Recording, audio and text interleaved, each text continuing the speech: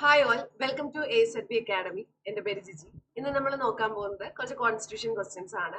RRB SSC പോലുള്ള എക്സാമുകൾക്ക് prepare ചെയ്യുന്നവർക്ക് തീർച്ചയായും ഹെൽപ്ഫുൾ ആവുന്ന ഒരു സെഷൻ തന്നെ ആയിരിക്കും ഇത്. അതുപോലെ തന്നെ നിങ്ങൾ RRBക്കൊക്കെ പ്രിപ്പയർ ചെയ്യുന്നവരാണെങ്കിൽ നമുക്ക് RRBയുടെ കോഴ്സ് വരുന്നുണ്ട്. നിങ്ങൾക്ക് ജോയിൻ ചെയ്യാവുന്നതാണ് ഈ കോഴ്സിൽ. കൂടുതൽ ഡീറ്റെയിൽസിനായിട്ട് നമ്മുടെ സ്ക്രീനിൽ തന്നെ നമ്പർ ഉണ്ട്. ആ നമ്പറിൽ ഒന്ന് കോൺടാക്ട് ചെയ്താൽ മതി കേട്ടോ. അപ്പൊ വീണ്ടും അടുത്തൊരു സെഷനിൽ നമുക്ക് കാണാം. അടുത്തൊരു സെഷനിൽ കാണാനല്ല, അടുത്ത സെഷനിൽ നമ്മുടെ സെഷനിലേക്ക് പോവാം കേട്ടോ. Okay, fine. അപ്പൊ എന്തായാലും നമുക്ക് നോക്കാം. അപ്പൊ ഇവിടെ നമ്മൾ ആദ്യത്തെ ക്വസ്റ്റ്യൻ ഇതാണ്. ഹൗ പെണ്ണിന്റെ കളർ ഒന്ന് മാറ്റട്ടെ. Okay, fine. For how long a joint sitting of both House of Parliament may be convenes to consider a bill that was passed by one houses and is pending in another house. അപ്പൊ ഇവിടെ ചോദിക്കുന്ന ഇങ്ങനെയാണ്. ഇപ്പൊ സാധാരണ രീതിയിൽ joint sitting വിളിക്കുന്ന സമയങ്ങൾ ഏതാണ് ചോദിച്ചു കഴിഞ്ഞാൽ രണ്ട് സഭകളും തമ്മിൽ ഒരു ബില്ലിന്റെ കാര്യത്തിൽ, ഒരു സാധാരണ ഓർഡിനറി ബില്ലിന്റെ കാര്യത്തിൽ തർക്കമുണ്ടാവുന്ന സമയത്താണ് ജോയിന്റ് സിറ്റിംഗ് വിളിക്കുന്നത്. അപ്പോ ഒന്നില്ലെങ്കിൽ അവർ തമ്മിൽ തർക്കമുണ്ടാവും, അല്ലെങ്കിൽ ഒരു ഹൗസിൽ നിന്ന് തുടങ്ങി മറ്റൊരു ഹൗസിലേക്ക് പോകും. പക്ഷെ വേറെ ഹൗസിൽ അത് പെൻഡിങ് നിൽക്കുവാണ്. അപ്പൊ വെറുതെ പെൻഡിങ് നിൽക്കുമ്പോൾ ജോയിന്റ് സിറ്റിംഗിന് വിളിക്കില്ല. അത് പർട്ടിക്കുലർ മന്ത്സ് കഴിഞ്ഞാലാണ്. ഓക്കെ, ആഫ്റ്റർ സം മന്ത്സ്, ആ സമ്മ ഏതാണ് വരുന്നത്? ആഫ്റ്റർ കുറച്ച് മാസം കഴിഞ്ഞാലാണ് ജോയിന്റ് സിറ്റിംഗിന് വിളിക്കുന്നത്.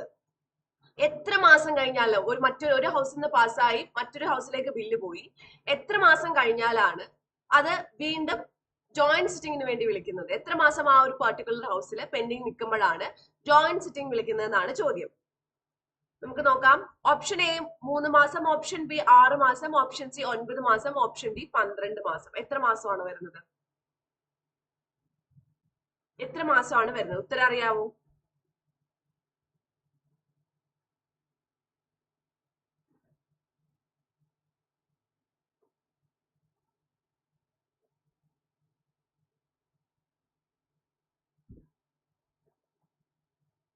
എത്രയാണ്?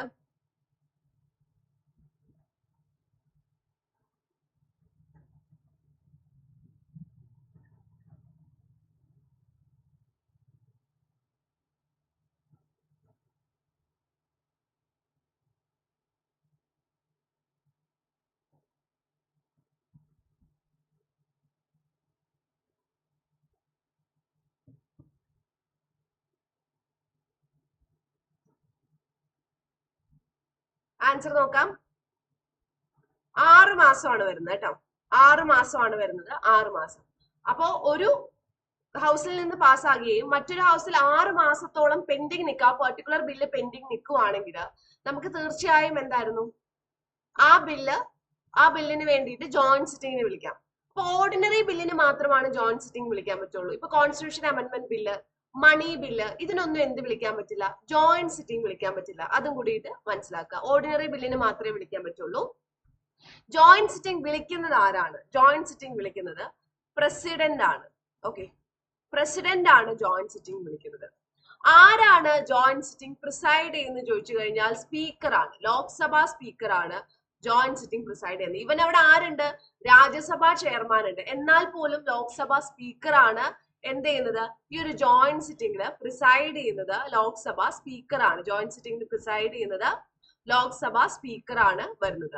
ഇനി അതുപോലെ തന്നെ നമ്മൾ നോക്കുവാണെങ്കിൽ മറ്റൊരു കാര്യം കൂടി. അപ്പൊ ജോയിന്റ് സിറ്റിംഗിൽ പ്രിസൈഡ് ചെയ്യുന്നത് ലോക്സഭാ സ്പീക്കർ ആണ്. ഇനി അടുത്തത് നമുക്ക് മറ്റൊരു കാര്യം. ഓക്കെ, ഒരു മിനിറ്റ്.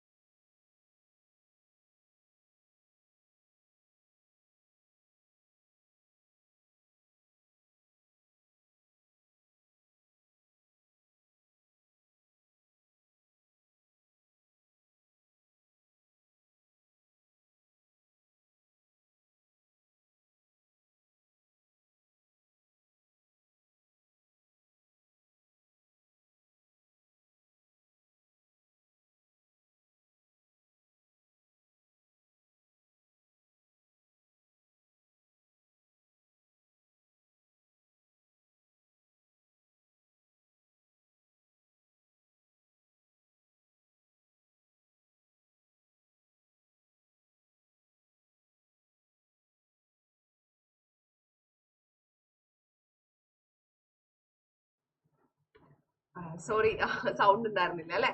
ഓക്കെ, അപ്പോ നമുക്ക് പ്രസിഡന്റ് ആണ് എന്ത് വിളിക്കുന്നത്, ജോയിന്റ് സിറ്റിംഗ് വിളിക്കുന്നത്. അതിന് പ്രിസൈഡ് ചെയ്യുന്നത് ആരാണ്, ലോക്സഭാ സ്പീക്കർ ആണ് ജോയിന്റ് സിറ്റിംഗിന് പ്രിസൈഡ് ചെയ്യുന്നത്. ഇനി ജോയിന്റ് സിറ്റിംഗുമായിട്ട് റിലേറ്റ് ചെയ്ത ആർട്ടിക്കിൾ ഏതാന്ന് ചോദിച്ചു കഴിഞ്ഞാൽ ആർട്ടിക്കിൾ 108 ആണ്. ആർട്ടിക്കിൾ 108 ആണ് ജോയിന്റ് സിറ്റിംഗുമായിട്ട് ബന്ധപ്പെട്ടിട്ടുള്ള ആർട്ടിക്കിൾ. എത്രയാണ്, ആർട്ടിക്കിൾ 108 ആണ് ജോയിന്റ് സിറ്റിംഗുമായിട്ട് ബന്ധപ്പെട്ടത്. ഇനി ജോയിന്റ് സിറ്റിംഗ് എന്ന് പറയുന്ന കോൺസെപ്റ്റ് നമ്മൾ എവിടെ നിന്നാണ് കടമെടുക്കുന്നത്, ഏത് രാജ്യത്തു നിന്നാണ് കടമെടുക്കുന്നതെന്ന് ചോദിച്ചു കഴിഞ്ഞാൽ ഓസ്ട്രേലിയയിൽ നിന്നാണ് ജോയിന്റ് സിറ്റിംഗ് നമ്മൾ കടമെടുക്കുന്നത്. ഓക്കെ, ഓസ്ട്രേലിയയിൽ നിന്നാണ് ജോയിന്റ് സിറ്റിംഗ് നമ്മൾ കടമെടുക്കുന്നത്. ഓസ്ട്രേലിയയിൽ നിന്നാണ് ജോയിന്റ് സിറ്റിംഗ് കടമെടുക്കുന്നത്. നമ്മൾ പറഞ്ഞു ജോയിന്റ് സിറ്റിംഗ് എന്ന് പറയുന്നത് എന്തിനാണ്, ഓർഡിനറി ബില്ലിനാണ്. മണി ബില്ലിന് ജോയിന്റ് സിറ്റിംഗ് ഇല്ല. മണി ബില്ലിന്റെ ആർട്ടിക്കിൾ 110 ആണ് മണി ബില്ലിന്റെ ആർട്ടിക്കിൾ. അതുപോലെ തന്നെ കോൺസ്റ്റിറ്റ്യൂഷൻ അമെന്റ്മെന്റ് ബിൽ ഉണ്ട്, അതിനും എന്തില്ല, ജോയിന്റ് സിറ്റിംഗ് ഇല്ല. അതിന്റെ ആർട്ടിക്കിൾ എത്രയാണ്, 368 ആണ്. കോൺസ്റ്റിറ്റ്യൂഷൻ അമെന്റ്മെന്റിന്റെ അമെന്റ്മെന്റ്സിന്റെ ആർട്ടിക്കിൾ 368 ആണ് വരുന്നത്. അപ്പൊ ഇതിന് രണ്ടിനും ജോയിന്റ് സിറ്റിംഗ് ഇല്ല.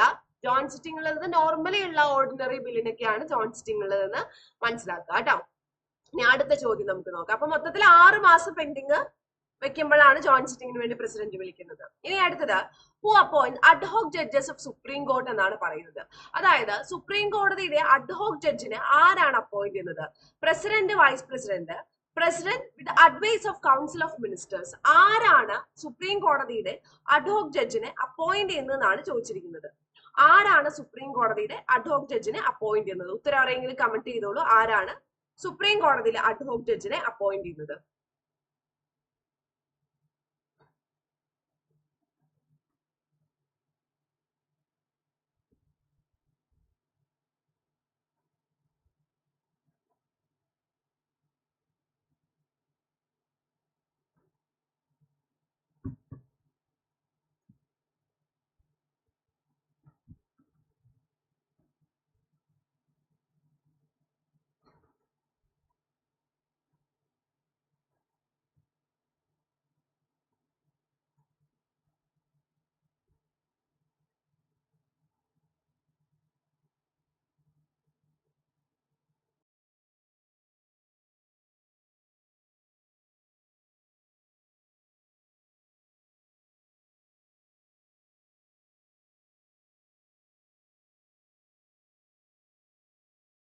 ആരാണ് അപ്പോയിന്റ് ചെയ്യുന്നത്? ഉത്തരം നമുക്ക് നോക്കാം, ആരാണ് വരുന്നതെന്ന്. ഉത്തരം എന്തായിരുന്നു, who appoints ad hoc judges of supreme court ആണ്. സുപ്രീം കോടതിയുടെ അഡ്ഹോക് ജഡ്ജിനെ അപ്പോയിന്റ് ചെയ്യുന്നത് ആരാണ്, chief justice of supreme court ആണ്. ഓപ്ഷൻ ഡി ആണ് വരുന്നത്. പക്ഷെ അവർക്ക് എന്താ ഡയറക്റ്റ് ആയിട്ട് കയറിയിട്ട് അപ്പോയിന്റ് ചെയ്യാൻ പറ്റില്ല. ആരുടെ അടുത്ത് ചോദിക്കണം എന്നാ പറയുന്നത്, നമ്മുടെ പ്രസിഡന്റിന്റെ അടുത്ത് പെർമിഷൻ ചോദിച്ചിട്ട് വേണം അപ്പോയിന്റ് ചെയ്യുന്നത്. പ്രസിഡന്റിന്റെ അടുത്ത് പെർമിഷൻ ചോദിച്ചിട്ട് വേണം അപ്പോയിന്റ് ചെയ്യാൻ. ഓക്കെ, പ്രസിഡന്റിന്റെ അടുത്ത് പെർമിഷൻ ചോദിച്ചിട്ടാണ് അപ്പോയിന്റ് ചെയ്യേണ്ടത്. അടുത്തത്, till now, how many judges of Supreme Court of India have been removed from office through impeachment? അതായത് എത്ര ജഡ്ജസിനെ പുറത്താക്കിയിട്ടുണ്ട് സുപ്രീം കോടതിയിൽ നിന്നാണ് പറയുന്നത്. 1, 2, 3, none. ഇംപീച്ച്മെന്റ് എന്ന പ്രോസസ്സിലൂടെ, ആക്ച്വലി ഇംപീച്ച്മെന്റ് എന്ന് പറയുന്ന എക്സാക്ട് വേർഡ് പ്രസിഡന്റാണ് ഉപയോഗിക്കുന്നത്. പക്ഷെ ചില സമയത്ത് നമ്മൾ ആർക്ക് വേണ്ടി ഉപയോഗിക്കും, സുപ്രീം കോടതിയിലെ ജഡ്ജസിന് വേണ്ടി നമ്മൾ ഉപയോഗിക്കാറുണ്ട്, വെർബലി ഉപയോഗിക്കാറുണ്ട്. പറഞ്ഞു.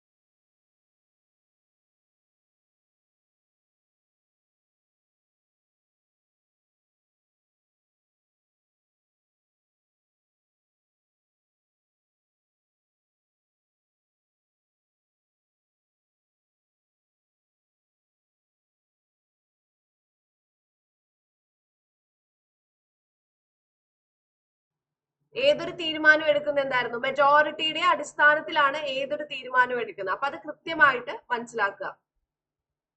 ഇനി അടുത്തത്, who was the first governor general of Bengal എന്നാണ് പറഞ്ഞിരിക്കുന്നത്. Who was the first governor general of Bengal? William Bentinck, Warren Hasting, Lord Cornwallis, sir John Shore.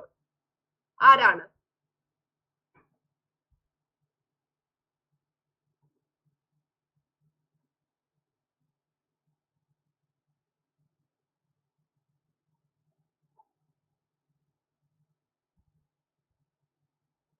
ആരാണ് first governor general of Bengal? ആരാണ്?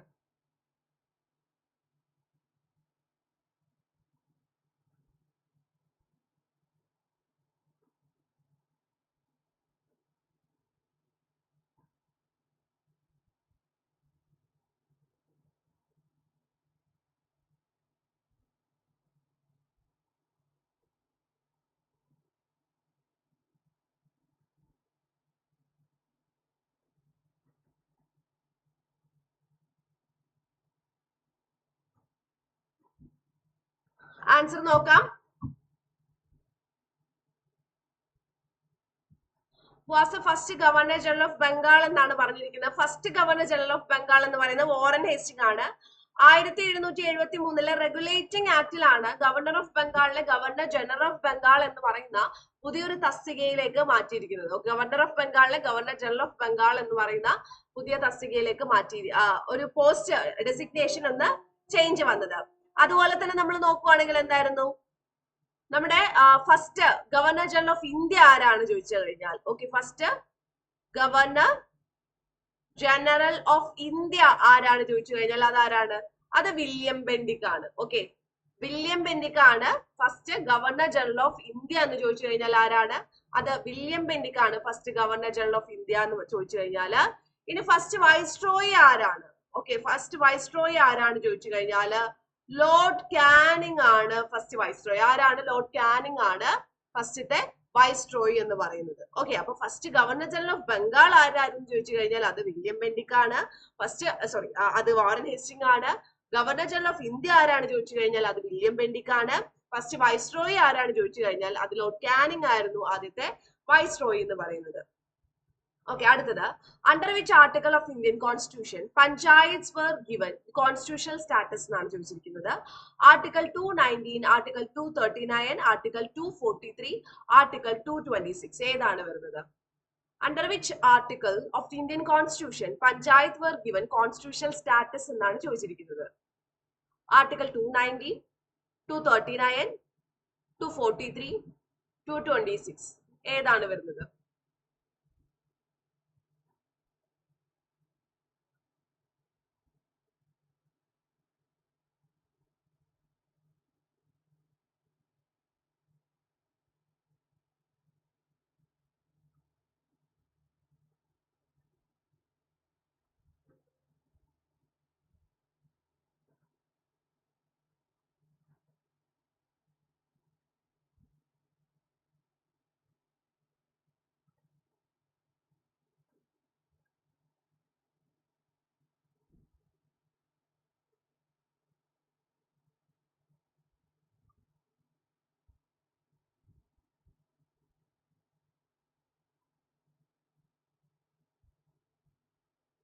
ഏതാണ് വരുന്നത്?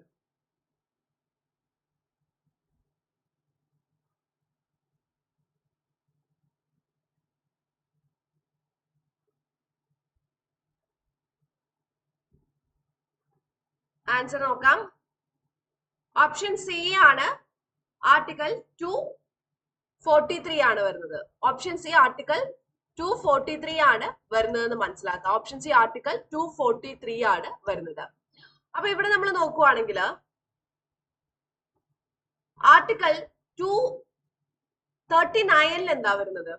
അതായത് യൂണിയൻ ടെറിട്ടറീസിന്റെ അഡ്മിനിസ്ട്രേഷൻ ആണ് ആർട്ടിക്കിൾ 239 വരുന്നത്. ഓക്കെ, ഇനി അടുത്ത ആർട്ടിക്കിൾ 219 എന്താണ് വരുന്നത് ചോദിച്ചു കഴിഞ്ഞാല് ഹൈക്കോടതിയിലെ ജഡ്ജസ് ആയിട്ട് ശരിക്കും നമുക്ക് അപ്പോയിന്റ് ചെയ്യണം. അപ്പോൾ നമ്മൾ നോക്കുവാണെങ്കിൽ ആർട്ടിക്കൽ 219 എന്ന് പറയുമ്പോൾ എന്തായിരുന്നു? Every person appointed as a judge of high court must take an oath or affirmation before entering their office. അപ്പൊ നമ്മൾ നോക്കിക്കഴിഞ്ഞാല് ഒരു ഹൈക്കോടതി ജഡ്ജിനെ അപ്പോയിന്റ്മെന്റ് ചെയ്യുന്ന സമയത്ത് അദ്ദേഹം നിർബന്ധമായിട്ട് ഓത്ത് എടുക്കണം. അതാണ് എന്നു പറയുന്നത് ആർട്ടിക്കൽ 219. അതായത് ഹൈക്കോടതി ജഡ്ജസിന്റെ ഓത്ത് ഓർ അഫർമേഷൻ ആണ് 219 എന്ന് പറയുന്നത്. ആർട്ടിക്കൽ 226 എന്ന് പറയുന്നത് എന്തായിരുന്നു? റിറ്റ്സിനെ കുറിച്ചാണ് പറയുന്നത് അല്ലെ. ഹൈക്കോടതിയുടെ റിറ്റ്സ് സുപ്രീം കോടതിക്കും ഇഷ്യൂ ചെയ്യാം, അതുപോലെ തന്നെ എന്തായിരുന്നു ഹൈക്കോടതിക്കും ഇഷ്യൂ ചെയ്യാം. അതിൽ ഹൈക്കോടതിയുടെ റിറ്റ്സ് ആണ് എന്തെന്ന് പറയുന്നത് 226 എന്ന് പറയുന്നത്. അപ്പൊ അതും കൂടിയിട്ട് മനസ്സിലാക്കാം. ഇനി ആർട്ടിക്കൽ 243 അനുസരിച്ച് പഞ്ചായത്ത് രാജിന് ഒരു കോൺസ്റ്റിറ്റ്യൂഷണൽ സ്റ്റാറ്റസ് കിട്ടുന്നു. അത് ഏത് ഭേദഗതിയാന്ന് ചോദിച്ചു കഴിഞ്ഞാൽ 73rd കോൺസ്റ്റിറ്റ്യൂഷണൽ അമെന്റ്മെന്റ് ആക്ട് ആണ്. 73rd കോൺസ്റ്റിറ്റ്യൂഷണൽ അമെന്റ്മെന്റ് ആക്ട് ആണ് വരുന്നത്. 73rd constitutional amendment act. അപ്പൊ ഇവിടെ നമ്മൾ നോക്കിക്കഴിഞ്ഞാല് അത് ഏത് വർഷമാണ്? 1992. ഇത് പ്രകാരം ഒരു പുതിയ പാർട്ട് ക്രിയേറ്റ് ചെയ്യുന്നു. പാർട്ട് 9 ആണ് ക്രിയേറ്റ് ചെയ്യുന്നത്. ഇത് പ്രകാരം പുതിയ ഷെഡ്യൂൾ ക്രിയേറ്റ് ചെയ്യുന്നു. ഷെഡ്യൂൾ 11 ആണ് 73rd കോൺസ്റ്റിറ്റ്യൂഷൻ അമെന്റ്മെന്റ് പ്രകാരം ക്രിയേറ്റ് ചെയ്യുന്നത്. അത് പ്രകാരം പഞ്ചായത്തിന് 29 ഫംഗ്ഷൻസ് ആണ് ചെയ്യാനുള്ളത്. 29 ഫംഗ്ഷൻസ് ആണ് ചെയ്യാനുള്ളത്. അപ്പൊ അതും കൂടി ക്ലിയർ ആയിട്ട് മനസ്സിലാക്കുക. അടുത്തത് under which article of Indian constitution panchayat same question ആണ് അല്ലെ. Who has been given the power to enforce fundamental rights by the Constitution of India? Constitution അനുസരിച്ച് ഫണ്ടമെന്റൽ റൈറ്റ്സ് എൻഫോഴ്സ് ചെയ്യാനുള്ള പവർ ആർക്കാണ്? Parliament, president, supreme court and high court, all കോർട്ട്സ് of India. ആർക്കാണ്?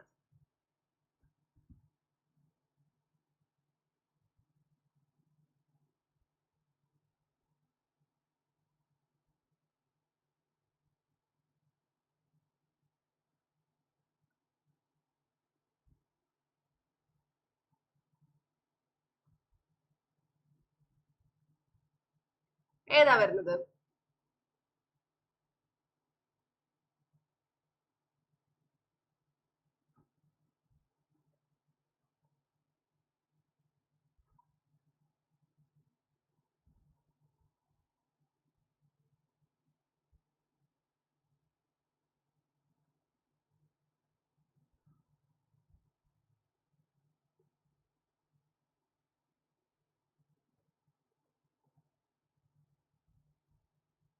ഏതാ വരുന്നത്?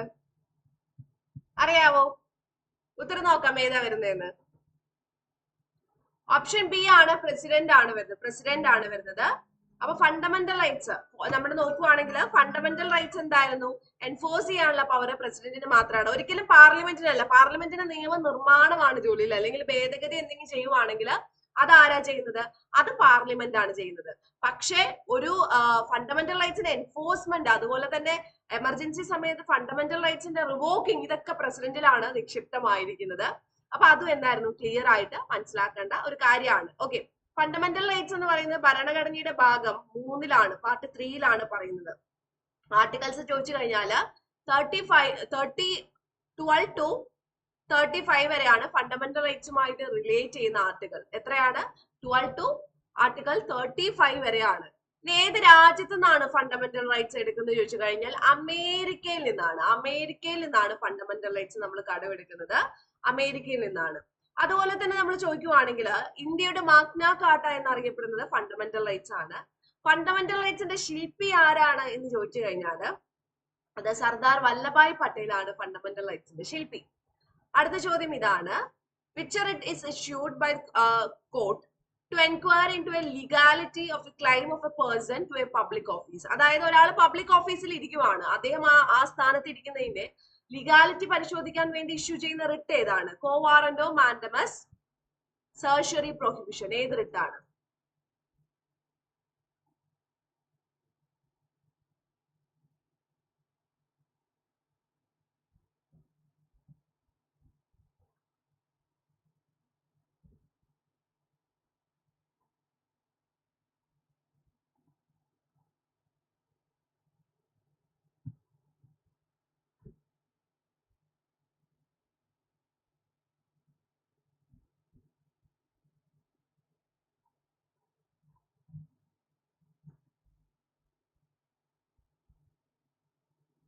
Answer നോക്കാം ഏതാ വരുന്നതെന്ന്. Legality. Quo warranto for what authority ആണ്? അതാണ് മീനിങ് എന്ന് പറയുന്നത്. റിട്ട് നമ്മൾ പറഞ്ഞു ഹൈക്കോടതി 226 പ്രകാരം സുപ്രീം കോടതി 32 പ്രകാരം റിട്ട് ഇഷ്യൂ ചെയ്യുന്നു. 5 തരത്തിലുള്ള റിട്ട് ഉണ്ട്. കോവാറന്റോ, മാൻഡമസ്, സെർഷറി പ്രൊഹിബിഷൻ, പിന്നെ ഹേബിയസ് കോർപ്പസ് എന്ന് പറയുന്നുണ്ട്. റിട്ട് എന്ന് പറയുന്ന ആശയം നമ്മൾ കടമെടുക്കുന്നത് ബ്രിട്ടനിൽ നിന്നാണ്. റിട്ട് നമ്മൾ എടുക്കുന്നത് എവിടെ നിന്നാണ്? ബ്രിട്ടനിൽ നിന്നാണ് റിട്ട് എന്ന് പറയുന്ന ആശയം നമ്മൾ കടമെടുക്കുന്നത് കേട്ടോ. അപ്പൊ ഇത്രയും ചോദ്യങ്ങളാണ് ഇന്ന് നമുക്ക് നോക്കാനുള്ളത്. അപ്പോ ഇനി വീണ്ടും അടുത്തൊരു സെഷനിൽ നമുക്ക് കാണാം കേട്ടോ. പിന്നെ അതുപോലെ തന്നെ നമ്മൾ പറയുവാണ്, നമ്മുടെ ഒരു കോഴ്സ് ഉണ്ട്. അപ്പോൾ RRB ഗ്രൂപ്പ് ഡിക്കൊക്കെ നിങ്ങൾക്ക് പ്രിപ്പയർ ചെയ്യുകയാണെങ്കിൽ തീർച്ചയായും നിങ്ങൾക്ക് ഈ ഒരു കോഴ്സ് നല്ല യൂസ്ഫുൾ ആയിരിക്കും കേട്ടോ. ഉറപ്പായിട്ടും യൂസ്ഫുൾ ആയിട്ടുള്ള ഒരു കോഴ്സ് ആയിരിക്കും. അപ്പൊ നിങ്ങൾക്ക് ജോയിൻ ചെയ്യാവുന്നതാണ് ഈ ഒരു കോഴ്സിലേക്ക്.